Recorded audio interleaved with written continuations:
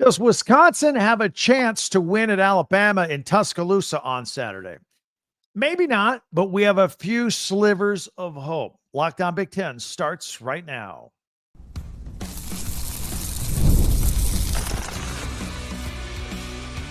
You are Locked On Big Ten, your daily podcast on the Big Ten Conference. Part of the Locked On Podcast Network, your team every day. Welcome to Locked On Big Ten. I'm Craig Sheeman, 40 years as a sports talk show host and play-by-play announcer, and I want to thank you for making us your first listen each and every day. We are free and available wherever you get your podcast, part of the Locked On Podcast Network, your team every day. Hey, hit that free subscribe button down below. That way you'll never miss a single episode. We're here every day, and if you can share, follow, and like, that helps us out a lot as well. Plus, did you know you can hype YouTube videos? Appreciate that.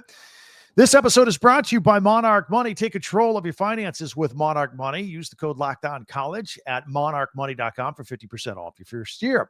So, Wisconsin's going down to the Deep South. How do we think that's going to work out? Plus, we have our players of the week. And who's QB2 at Michigan, by the way? And our weekly power rankings, 1 through 18. Where does your team stack up? We'll get to all of that in due time. But Wisconsin, they have the unenviable task of capping their home-and-home series. They already played at their place last year. Now they got to go down to Alabama, down to Tuscaloosa. That's a tough place to win. So even though that's in the back of our mind, we'll give you in a moment the ways that the Badgers can win this game. There are a few. Now, if the Badgers have a little post-traumatic stress or post-traumatic flashbacks from last year, we won't blame them because the Tide rolled into Madison last year and won 42-10. And Wisconsin lost their starting quarterback, Tyler Van Dyke, for the year due to a knee injury. In fact, he never played for Wisconsin again, and he left. And it was the most lopsided home game since Penn State beat them 48-7 back in 2008. So it was a bad day. It was a worst-case scenario for Luke Fickell and the Badgers for the 2024 season. Now, here's the good news for the Badgers for this year's 2025 matchup. All right? First of all, Alabama's not ranked 4th in the country like they were last year. Actually, they're 19th. Still good. They were embarrassed by Florida State in week 1. Remember that? And Florida State, that was a team that only won 2 games the year before. Jalen Milroe is gone. That's another thing. He was the game's leading passer and the game's leading rusher last year against Wisconsin. He's off to the NFL now. Don't have to worry about him. Wisconsin fumbled the ball twice deep in their own territory, and that really put them in a hole early on. The chances of that happening again this year are, well, what are the chances of that happening again this year? Really? Let's take care of the ball. Things will go a lot better. The weather, going to be sunny, 92, low of 64 the night before, leading into the morning. And look, 92 degrees may still be hot for a team from up north, but let me tell you, a cool front's coming through the south right now as we speak. And again, it'll still be warm and sunny, but the humidity will be a delightful 52%. Oh, that'll be great. No cramping up, no wearing out. It'll be the same for both sides. Be good to go. Nothing extraordinary to worry about. No humidity advantage for Alabama down south. And here's another thing. The crowd's going to be in all red. Wisconsin's used to that. But sadly, it will not feel like a home crowd, nor will they play jump around in between the third and the fourth quarter. But in all seriousness here, there are a couple of big questions going into this game that we have to look at. Let's start with Alabama. First of all, did they get right in week 2 after the loss to Florida State in week 1? And again, Florida State only won 2 games last year. Maybe Florida State's good, maybe they're not. We're still figuring out. I mean, they're ranked. And it's possible that Florida State's really good this year and they've turned it around. So maybe it was a quality loss by Alabama to Florida State. We didn't realize it at the time. It's also possible that Alabama got right between week 1 and week 2. They manhandled Louisiana Monroe 73-0. Now, I've got a theory that I talk about a lot on this podcast. I mean, we got a lot of good teams playing cupcakes and all that. We're seeing some outrageous scores across college football, especially the Big Ten as well. You know, but a bad or average team going against a cupcake isn't going to score 73 points, whether it's a lesser team or not. So that could be bad news for Wisconsin because Alabama put up 73 points. Or, hey, maybe Alabama will get caught looking ahead. The next game on their schedule is Georgia. That's a pretty big deal to them. So that could be good news for Wisconsin. But along those lines of talking about taking on easier non-conference teams on the schedule, let's look at Wisconsin's situation. They are 2-0. But they didn't exactly blow out the lesser team. They didn't put up 73 on anybody. That's my point here. So weeks 1 and weeks 2. In fact, the Badgers really struggled the first 6 quarters of the season offensively. They only led 3-0 against Miami of Ohio at home at the half. Now, they ended up winning 17-0. But then they struggled at home the next week against Middle Tennessee State. They only led 14-10 in the third quarter before pulling away and winning that game 42-10. Again, remember what I said about, good teams beating lesser teams by a sizable margin. So, look, maybe the 42-10 score against Middle Tennessee State, maybe that counts. But again, it really took them a long time to get going, first 6 quarters of the season. Maybe they're starting to get things right. So there's another bright spot here. While the offense struggles, the defense actually looks pretty good for Wisconsin. They've only given up 10 points in 2 games. They had a shutout the first game. They've got some pretty good players over there. They've got free safety Preston Zachman, who had a couple interceptions in week 1. Corner Ricardo Hallman, he's due, right? He's been an interception machine in his past. And maybe that's something Wisconsin can hang its hat on going against Alabama. Maybe their secondary and the defense could cause some problems for Alabama. Then you just take care, don't fumble the ball away on offense, and maybe you can hang in this game and make something happen. That's our theory. That's a little bit of our analysis of this game moving forward. Then there's the quarterback situation. Now, you everydayers know that anytime we've talked about Luke Fickell and Wisconsin, he has not nailed down the quarterback position since he has arrived at Wisconsin. It's been a constant problem for him. Some of it his own doing, to be honest. So, started quarterback Billy Edwards, transferred in from Maryland. He hurt his knee on a non-contact play in the first half of week 1. His MRI was clean. He's day-to-day with a sprained knee, and as of right now, I'm not sure that he's going to play in the Alabama game. Danny O'Neal came in. I thought did a pretty decent job last week in his place.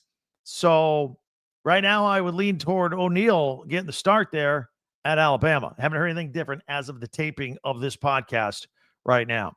So that game is a noon game. Now, as you know, unless you're new here, we're here every day. But we go live on Saturdays. We pick a marquee game on the schedule, and we go live afterward. We went live after the Michigan-Oklahoma game. We went live after the Texas-Ohio State game. This week, we're going to go live after the Wisconsin-Alabama game. So it's a noon kickoff. I'm thinking about 3:30-ish Eastern, 12:30 Pacific, a little earlier than we normally go. That game, by the way, will be on ABC. So as soon as they do the winning coach interview on the sideline, we like to go live. We may massage that a minute or two because there's a lot going on there with other games going on that we want to keep an eye on. Oregon is at Northwestern, the game on Fox. So we'll check an eye. I will keep an eye on that too, because I want to talk about, we got a lot of Oregon Duck fans here as well. Michigan is hosting Central Michigan. Nebraska and Maryland will be wrapping up their respective games. So I'm going to kind of massage the ending of all those 5 noon games, but we'll be watching the Wisconsin-Alabama one. We're going to try and go live right after that one. If we have to wait another minute for one of these other games to finish up so we have the information, we'll do that. But we invite you to join us. Again, mark your calendars, 3:30-ish Eastern time, 12:30 Pacific. We'll go live here on Locked On Big Ten. And the beauty of it is you get my unfiltered immediate reaction to these games, and I get yours too, because I got a comment, live real-time comments from you guys on a myriad of these teams that we're talking about. So join us on Saturday. In the meantime, if you're new, be sure to hit that free subscribe button down below. That way you'll never miss a single episode. And if you could share, hit the little share arrow. If you're a Big Ten fan, I know you talk to other Big Ten people that might not know we're out here every day. Hit the little share thing. Send this video over to them right now and follow and like Locked On Big Ten, because that would really help us out as well. Don't forget, we have a website, talkbig10.com. That's the number 10. All of our podcasts go there. Plus, we've got links for Big Ten merchandise from all of your favorite teams right there at your fingertips. We have our players of the week. That's all coming up from around the Big Ten. And also got some quarterback news as well. And our weekly power rankings are coming up next. We'll have that 1 through 18. We'll find out where your team fits in. That's coming up next right here on Locked On Big Ten. Mazda crafts cars, and they just help you move just in style. They're fantastic. They get a little something extra for you here. Mazda delivers confidence with every ride. Also, they have more IIHS Top Safety Pick Plus awards than anybody else as of August. That's up to date. You know, from footwork to breath work like an athlete. Athletes sweat all the details. Mazda brings this same intention. They craft every single model. I'm telling you, in style all the way. You can feel Japanese craftsmanship in every detail, from the metallic accents to the available Napa leather upholstery. So like our players, we sweat every detail, because when you make every move count, impossible becomes irrelevant. Mazda, move and be moved. DoorDash, you know, it's the weekend coming up pretty fast here. And, you know, as we look back and crown this week's MVP on who delivered, powered by DoorDash, our good friends there. Just like you can win every Saturday with DoorDash Streaks, saving every time you order. These players delivered when it mattered most. Let's break it down. I got a couple for you right here. Jonah Washington, again. I know I mentioned him last week. Out of Washington, 5 touchdowns. This guy should be on the Heisman watch. Incredible. Julian Sayin, the young quarterback of Ohio State, came out, completed his first 16 passes. These guys delivered. No hesitation, ready to go. And just like these players, Jonah Coleman and Julian Sayin, for Washington and Ohio State, DoorDash delivers your Saturdays. With DoorDash Streaks, you save every Saturday you order. Stack it up all season, and you can save up to $250, including $100 in DoorDash credits. Order this Saturday. Order every Saturday. Keep the streak alive. Fuel your game day only with DoorDash. Terms apply. Promo period through November 18th with DoorDash. Thanks for making Locked On Big Ten your first listen each and every day. Free and available wherever you get your podcast. Don't forget our website, talkbig10.com, for all of our podcasts there as well. Always appreciate you. Now, speaking of appreciating players, let's take a look at the players of the week around the Big Ten. We got a couple. We got co-offensive players of the week. Aiden Childs of Michigan State. We're going to talk about Michigan State in tomorrow's podcast here on Locked On Big Ten, so check that out. But he recorded a career-high 4 touchdowns Saturday as the Spartans beat Boston College in double overtime, 270 total yards passing. He accounted for 5 total touchdowns because he had 1 rushing as well, and threw the game-winning 2-point conversion to Amari Kelly in double overtime on the last play of the game. What a difference a year makes. He had 3 interceptions in the game against Boston College a year ago. They come to Sparty Stadium, and he lights them up. That was exciting. And Jonah Coleman, who we just mentioned with DoorDash, the running back from Washington. He tied a modern Washington record by rushing for 5 touchdowns in the Huskies' 70-10 win over UC Davis. And just absolutely spectacular. I had 177 yards the week before. He had a 24-yard reception in this game this week. And it's the second time he has won the Offensive Player of the Week in as many weeks. He's off to a roll. Defensive Player of the Week, Jordan Hall, also Michigan State, an offensive player and defensive player. He had 15 tackles over Boston College. Dude was tired, man. He was really working it out. He had 9 solo stops Saturday. That was a career best. Added a forcing a fumble that his teammate Richard, senior defensive back Amarian Smith, recovered in the end zone of the first quarter. And also we have our special teams player of the week from Purdue, Spencer Porath from Brownsburg, Indiana. He recorded the 4th multi-field goal game of his career, matching a career high, going 2 for 2 on field goal attempts, 25 of 43 yards, and made all 4 PATs to help the Boilermakers win 34-17 over Southern Illinois. And then our freshman of the week, another player we just mentioned with DoorDash, Julian Sayin, quarterback at Ohio State, completed the record 16 straight passes out of the box to start the game, finished with 18 of 19 for 306 yards and 4 touchdown passes and 1 interception in their 70-0 win over Grambling State. And that was all in the half. That allowed Lincoln Keenholz to play in the third quarter. That allowed Tavian St. Clair to play in the fourth quarter. Had the big connection with Jeremiah Smith. Two connections for scores, 2 touchdowns, including the second longest completion and the third longest play from scrimmage in school history, an 87-yard catch and run midway through the first quarter. I believe that was the longest passing touchdown at Ohio Stadium, and his 94.7% completion percentage for the game is the third highest in school history, and the 16 consecutive completions to start the game is the most of anybody starting a game in Ohio State history. So awesome there. Congratulations to all those players, our Big Ten players of the week. Now, let's look at Iowa football for a minute. Kirk Ferentz, as you know, is still trying to pass Ohio State legend Woody Hayes' all-time Big Ten wins mark. He will do that if he beats UMass this weekend. Had a chance to do it last weekend for the old Cyhawk against Iowa State, lost on a late field goal. So if he does it against UMass, he's going to have to do it with fewer players. Running back Kamari Moulton is out.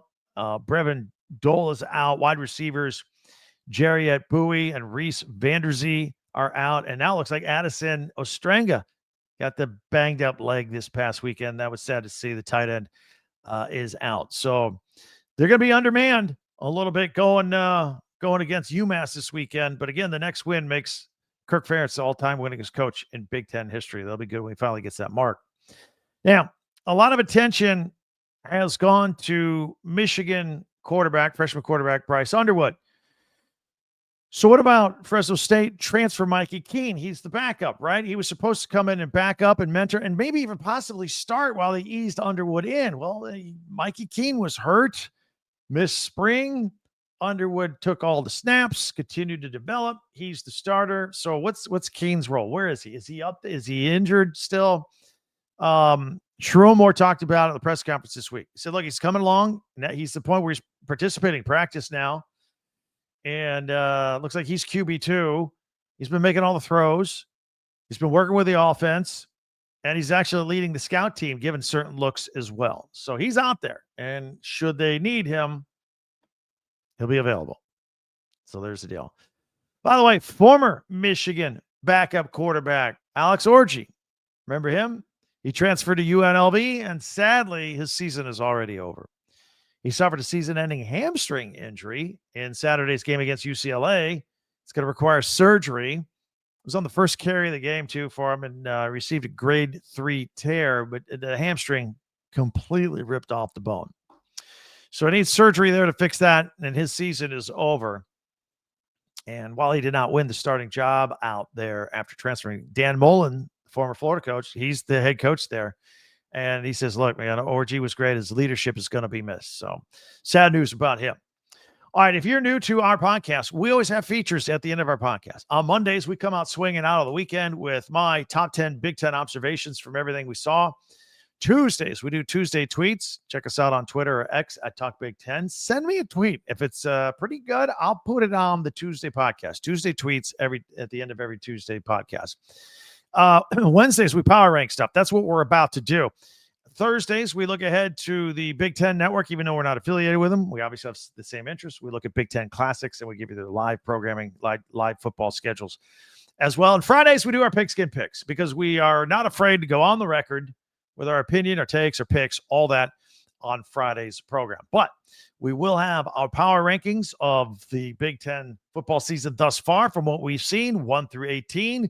We'll see where your team stacks up when we do that next, coming up in a minute right here on Locked On Big Ten. You watch games because they're exciting and they're fun. Now, if you got a little something on them, they're even more fun. That's where FanDuel comes in. That's right. Check it out with FanDuel. I mean, we're into the NFL season too, so you got to be ready. They got a can't-miss offer for you right now. New customers can bet just $5. And if that first $5 bet wins, you get $300 in bonus bets to use across the app. And everything's easy to find, whether it be player props, games, point spreads, game totals, futures. You want to call your shot on the Super Bowl or MVP, you can do that. You can parlay them all together. It's all very easy, and the paybacks are quick when you win. So it's very, very easy. So if you're ready to play, Download the FanDuel app now by visiting FanDuel.com to get started. That's FanDuel.com to place your first $5 bet. Monarch Money helps you keep your money organized and helps you grow your money. You know, most people can't name where all their stuff is, their financial stuff, whether it's 401ks, properties, investments, interest, banks, credit cards, the whole thing. If you don't have the full picture, you're going to be leaving money on the table. That's why there's Monarch Money. It's an all-in-one personal financial tool. And it brings your entire financial life together in one clean, easy-to-use interface right on your laptop or right on your phone. And here's another cool part. Your spouse or significant other, put your finances together, all there, ready to go. Monarch Money is built for people with busy lives. If you've been putting off organizing your finances all in one place, Monarch is for you. So check it out, and it'll show you where you're spending too much money or how you could save some more. It is all right there. Maximize your investments. Don't let financial opportunities slip through the cracks. Use the code LOCKEDONCollege at monarchmoney.com in your browser for half off your first year. That's 50% off your first year at monarchmoney.com with the code LOCKEDONCollege. Thanks for checking us out here at Locked On Big Ten. Again, don't forget our live Sunday podcast right after the Wisconsin-Alabama game. All right, it is time for our weekly power rankings. We go on the record here with this. We'll put them on the screen if you're audio only. And by the way, we are on audio also. In addition to being on YouTube, the audio of the video that you're hearing right now, if you're on video, we have the audio only version as well on Apple or Spotify or wherever you get your podcast. All right, let's take a look at this list 1 through 18. No big surprise. Ohio State number 1. The week before, they beat the number 1 team in Texas. Then they put a 70 spot on Grambling and shut them out. They're staying at number 1. We just talked about Julian Sayin's growth from week 1 to week 2. They kept it simple for him against Texas, so they didn't make any mistakes against their good defense. Grambling, they were able to open it up a little bit, and he was able to do just about anything the coaches wanted. Oregon, I have flipped this week. Oregon and Penn State. Oregon now up to number 2. Oregon with a couple of blowouts with Montana State and Oregon State. The 69-3 score was significant. Meanwhile, Penn State still undefeated. They threw a shutout. They won 34-0 over Florida International. They've won their 2 games 80-11. I knocked them down 1 because they've been a little slow getting started offensively, stuck in the mud, literally. My point is they've left points on the field. 34-0 is nice. They probably should have won that game by more, in all honesty. They got Villanova next, and then Oregon for the whiteout. That's the first really, well, I guess the second really big game of the year in the Big Ten this year. Texas, Ohio State was the first one. We're looking forward to that one. I got the Fighting Illini, Illinois at number 4, coming off of a couple of wins, 52-3 over Western Illinois, 45-19 over Duke. You know, they only had a 1-point lead at the half against Duke, but Hank Beatty is a triple threat. He can catch, he can run the ball, he can return kicks. He has put up monster numbers every single week, both games. You have to look at him as a possible high. Yeah, I mentioned Jonah Coleman earlier. Jonah Coleman and Hank Beatty are probably the 2 leading guys in the Big Ten now. If you were to vote for a Heisman and pick a Big Ten guy right now. Don't forget, Illinois has Indiana in 2 weeks. That's going to be huge. I've got Washington sitting at number 4. I just think they are so balanced on offense. They showed some of that against Colorado State. Then they beat UC Davis 70-10. Again, Jonah Coleman, 177 yards in week 1, 5 touchdowns last week. By the way, 5 touchdowns. You know how many carries he had? 15. Out of 15 carries, he had 5 touchdowns. That's a good day. They got Indiana sitting at number 6. We didn't like the margin of victory against Old Dominion. They cleaned that up and blew out Kennesaw State. They only had 3 penalties the entire game and no turnovers. Indiana hosting Illinois in 2 weeks. It's going to be a red out. It's a 7:30 game that Saturday on Big Ten Saturday night, national television. The winner has the inside track to get one of those playoff spots from the Big Ten. The other one is going to have a hard time, whoever loses that game. USC coming in at number 7. They had the 73-point game in week 1, and they beat Georgia Southern last weekend handily. At number 8, I got Michigan, dropped them down a little bit after the win over New Mexico and Bryce Underwood getting his feet wet. And the Oklahoma game was tough. No explosiveness. Got beat in the trenches. You don't see that happen in Michigan often. I give a lot of credit to Oklahoma. Sherrone Moore will start his 2-game suspension at 1 minute after midnight Saturday. He's practicing with them this week. We did a podcast on that yesterday and what his schedule will be. If you missed it, Michigan fan, go back and check it out yesterday for a second listen after we're done here today. I've got Michigan State. I'm sorry, Nebraska. Forgot them. Nebraska at number 9. Huge win over Cincinnati, and then the 66-0 win over Akron. Akron has scored no points this year, by the way. None in 2 weeks. There, Michigan State up to number 10. I was very impressed with that double overtime win over Boston College. Aiden Childs with 4 touchdowns versus the 3 interception game he had last year against BC.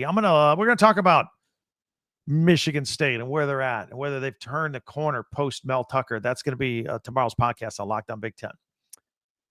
Elsewhere, let's take a look at the best of the rest. I don't like to say the worst because we root for all these Big Ten teams and all of them are doing some good things here, but everybody can't be number 1. Maryland at number 11. They got the Washington kid at quarterback throwing another couple of touchdowns to beat Northern Illinois, 20-9. Malik Washington, very good. Rutgers at 12, another shootout. They beat Western Ohio and Miami of Ohio, coming off a 41-17 win. Very explosive. Ethan Kaliak-Manis. Iowa drops to number 13. Look, Kirk Ferentz, I know they have the loss to Iowa State. That's always going to be a tough game. No shame in that. But I am concerned about Mark Gronowski at quarterback. Week 1, he had 44 yards passing. Week 2 against Iowa State, I think it was like 83 yards. They got a problem. They can't pass the ball. Minnesota at number 14. Darius Taylor with a hammy. How long is he going to be out? They did beat Northwestern State 66-0. Good thing is I think they had like 4 other guys with carries in that game. So they got a deep running back room. At number 15, they got Wisconsin. Again, I'm concerned. Billy Edwards is injured. And they did shut out Miami of Ohio, and they did beat Middle Tennessee State 42-10. But, it took a while before they got going in week 2 against Middle Tennessee State. And as we mentioned earlier in the broadcast, they got Alabama next. Purdue, Barry Odom, moving on up to 16. They're 2-0. They got USC next. Look, Devin Mockabee, I think, is going to have a good game against the Trojans. He's always good for 100 yards.